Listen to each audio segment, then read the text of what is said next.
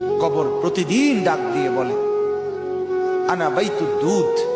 প্রত্যেকের কবর প্রত্যেককে ডেকে বলে, ও আল্লাহর বান্দা, জানো আমি পোকামাকড়ের ঘর, পোকামাকড়ের ঘর।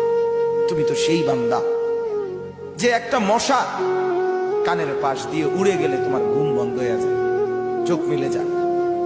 একটা মশার গুনগুন আওয়াজ সহ্য করতে পারো না। একবার কয়েল, একবার অ্যারোসোল, একবার মশারি, এরপরেও তুমি চাও যে একটা মশাও যেন আমার কানের কাছে গুনগুন না করে। তো 5 ঘন্টার ঘুমের জন্য, 6 ঘন্টার ঘুমের জন্য বান্দা এই যত্ন নিলা, অনন্তকাল কিংবা বছরের পর বছর কবরের যে ঘুম দিবা, পড়ে থাকবা সেই ঘরে, পোকা মাকড়ের ঘর, সেই ঘরে তুমি ঘুমাইবা কেমনে, থাকবা? আমার বাপ, আমি থাকবো কি?